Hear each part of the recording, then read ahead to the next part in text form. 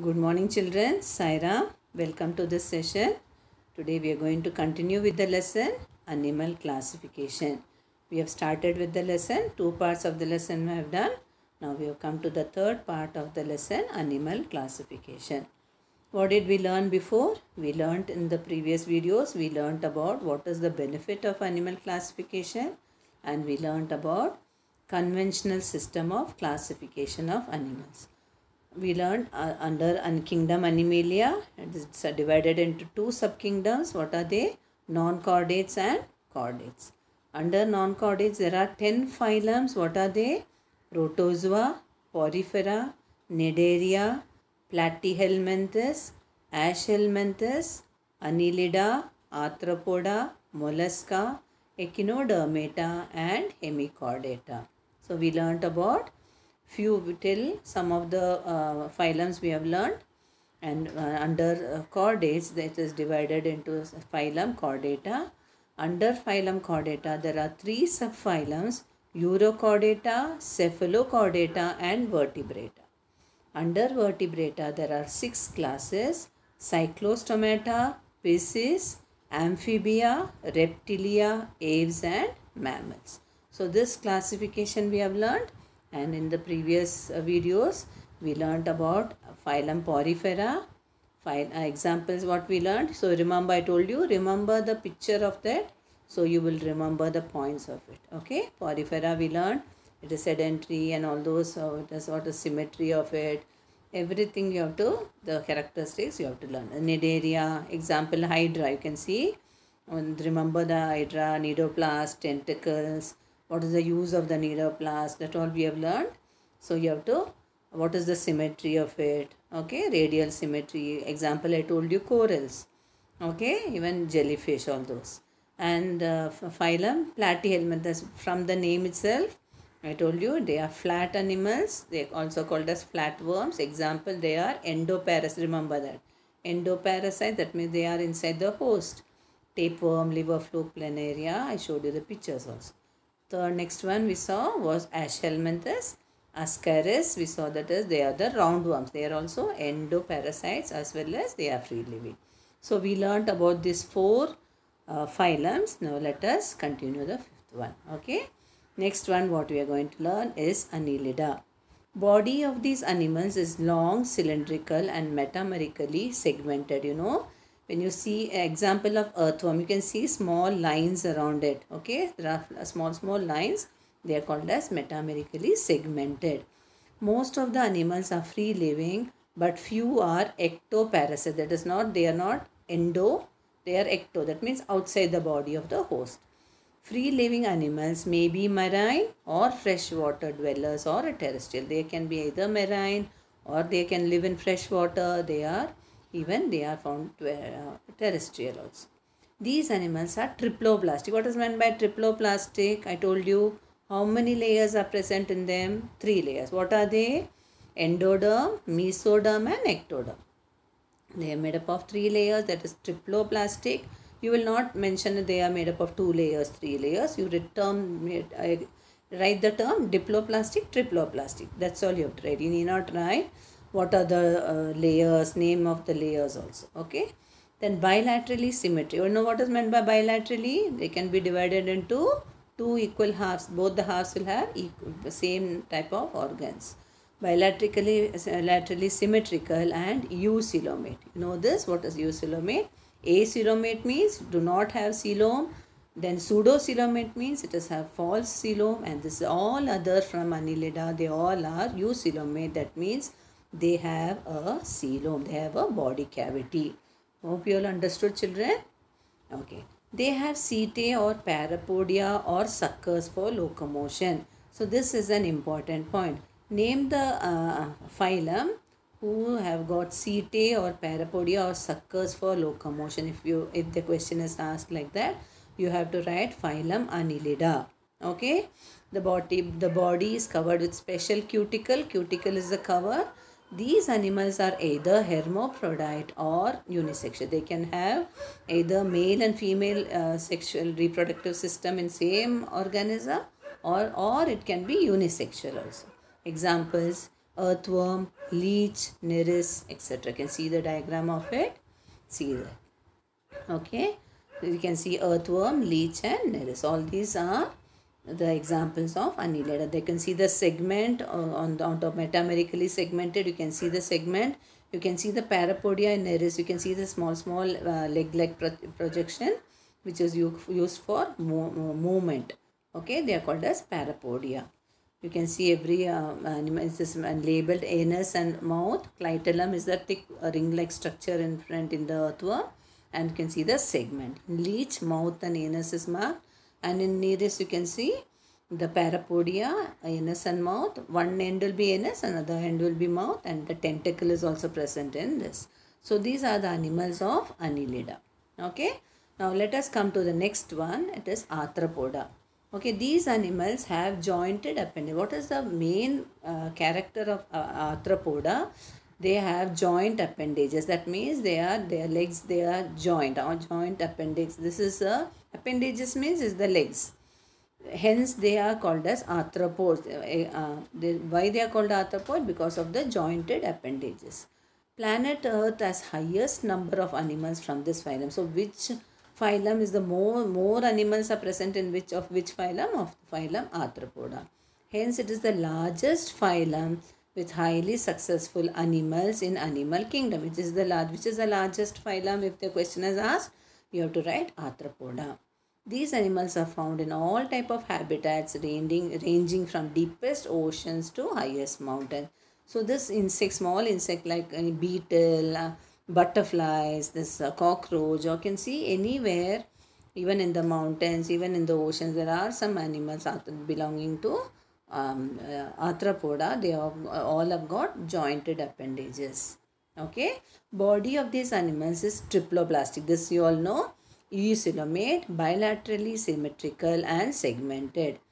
Chitinous exoskeleton is present around the body. This also has got a covering called chitin. These animals are unisexual. Examples: crab, spider, scorpion, millipede, centipede, cockroach, butterfly, honeybee. Sorry, I forgot to write honey. It is written honeybee. All these are the examples of what? Arthropoda. Okay. Next, you can see the diagram of this also. Cockroach, scorpion, centipede, all these are animals belonging to the phylum Arthropoda. They have got exonous chitin, jointed appendages. You can see the legs appendages. You can see the legs of the cockroach. Okay, it is joint like this. So it is called as arthropods. All these belong to the phylum Arthropoda. Then phylum Mollusca. Body of these animals is soft and slimy. Hence they are referred to mollusk. Why they are called as mollusk? Because they are very soft and slimy. Okay. This is the second largest phylum in animal kingdom. Which is the largest one? Arthropoda. Second largest is Mollusca.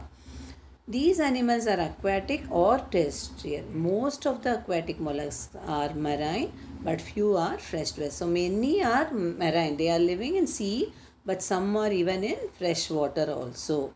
Okay. Body of these animals is triploblastic. See, this is a point everywhere. You can see triploblastic, eucoelomate. See, don't, if they ask you write two characteristics, don't write all the animals of the body of these animals is triploblastic as one point. Okay, all will come together. Triploblastic, eucoelomate, non-segmented, soft. All these points. Don't make this into 4 points. Eucoelomate, it is non-segmented, 1 point, and it is soft, another point. So don't club all the points and write as it is in your book. Except animals like snail, their body shows bilateral. So most of them have body will show bilateral except for snail. The body is divided into 3 divisions: head, foot and visceral mass. Okay. So in Arthropoda, head, thorax and abdomen. Here it is head, foot and visceral mass. Visceral mass is covered with mantle. There you can see the shell. Okay. Shell-like mantle means it is the covering or shell-like structure. This mantle secretes a hard calcareous shell. This shell may be external or internal or even absent in some cases. Not every animal will have shell. Some can be internal, some can be external, and they are calcareous. Okay. And sometimes it can be absent also. They are unisexual. They are not bisexual. They are unisexual. snail, octopus, bivalve, all these are the examples of mollusca. Okay, let us go to the next one. See the picture of it. You can see the shell, you can see this, it's a snail, bivalve, and all these are octopus. They are the example of mollusca. They are soft and slimy. Okay, now coming to the echinodermata. Okay, calcareous spines are present. So spine, where in which phylum calcareous spines are present? So if we ask spines, it is only in echinodermata. Okay, hence they are called as, why they are called echinoderm? Because of the calcareous spines present in the body, so they are called as echinoderms. Okay, these animals are found only in the ocean. This is also there. This is also same point. Their body is triploblastic. I told you after the Annelida, all are eucoelomate, triploblastic. That all, this is a common point. So triploblastic, eucoelomate, and it is radially symmetrical in adult stage. However, they show bilateral symmetry in larval stage. So in larva, when they are small, it shows bilateral symmetry. That can be, they can draw an imaginary line, that they can form two equal halves properly. When they grow into adult shape, they cannot be, it is not in a radial, it is a radially symmetry. When it is going into adult, so any angle you can divide into two halves. You can see the examples, you will understand better. Calcareous spines are present in which phylum? Only in echinodermata, so they are called as echinoderms. Okay, because of this calcareous spines. Okay, they perform, example is starfish. Starfish, if you remember starfish, you will understand. Any direction, radially symmetrical. They perform locomotion with the help of tube feet. This is also an important point. Which animals, which phylum animals perform locomotion with the help of tube feet? If a question is there, you have to write mollusca. Tube feet are also useful for capturing the prey. Some animals are sedentary. Some are sedentary, some are free moving. They have skeletal made up of calcareous spines or ossicles, it is called, or plates are present. They have skeleton made up of calcareous spines. I told you spines are present only in echinoderms. These animals have good ability of regeneration. This is also an important point. Which they have good ability of regeneration, echinoderms, you have to write. These animals are mostly unisexual. Leave that point, unisexual, because that is not a very important. When you are learning selected 5 points, mark the 5 important points. They are freshwater, marine, all this you can leave. Which is important in that phylum, that only you have to, specific for that phylum, that you have to mark. So don't, these animals are mostly unisexual. This is common for many phylums. So don't mark those points which is specific for this phylum. There is good ability of regeneration, you have to mark. They are calcareous spines, you have to mark, which is specific for that phylum, and mark 5 points and learn for each phylum. Okay. Example, starfish, brittle star, sea urchin, sea cucumber, all these are examples of echinoderms. Okay. See the example, starfish, sea urchin, sea cucumber, all these are example of echinodermata, phylum, animals of phylum echinodermata. Okay. Then next one, we'll see, they are the hemichordata. Okay. Body of these animals is divided into 3 parts as proboscis, collar and trunk. Proboscis means, you know, this is like a sting-like structure. Okay, proboscis, collar and trunk. Notochord, we learnt about notochord, that is a partition. Okay, nerve, it is a cord-like structure which is present in in chordate animal. Instead of backbone, they have this, the primitive chordates used to have notochords. When they grow up, when they advanced animals of chordates will have a vertebral column. Before that, they have only notochord. Notochord is present in proboscis region, and hence they are called as hemichordata. Why they are called as hemichordata? Because notochord only in this, we are nearing the chordata, so they are just starting before the chordata region. So phylum. So this notochord is present in some little part of the body of the animal. That is in the proboscis region. This notochord is present. So these animals are also called as acorn worms. Okay. These animals are marine animals, live in burrows as in sand. They have one to many pharyngeal gill slits. These are the characters of chordata. Pharyngeal gill slits. They are all present in the primitive chordata animal. They are unisexual and some may be hermaphrodite. Examples: Balanoglossus, Saccoglossus. These are the example of this one, hemichordata. You can see the example. This is hemichordata and this is the proboscis. See the proboscis region. They have got what they have got? Notochord. So they have come under this phylum hemichordata. Understood?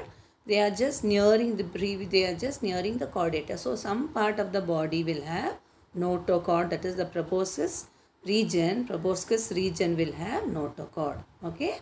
So this today we have learnt about all the non-chordate phylum. We have completed with all. Okay. We learnt about Annelida, Arthropoda, Mollusca, Echinodermata and Hemichordata. Okay. So this much we have learnt now. Hope I've clear with the points. So in each phylum, you mark 3 to 4 points. 4 points are enough. Okay. Don't learn all 7, 8 points are there. Whichever is important, whichever is particular for that phylum, which is peculiar for that phylum alone. They are unisexual, they are live in the marine, they fresh water. This all you can omit. Others all which is special for that phylum, those points you mark it and you learn. See the figure nearby, keep the figure nearby and learn all this. Okay, 4 characters from each phylum. It is very easy lesson. You have to just mark. I explain the meaning of triploblastic, eucoelomate, bilateral symmetry. All those I have explained. So you have to write only the term. You need not explain the full detail about that. Hope you all understood, children. Now we will continue this lesson in the next video. Thank you, children. Bye bye. Take care.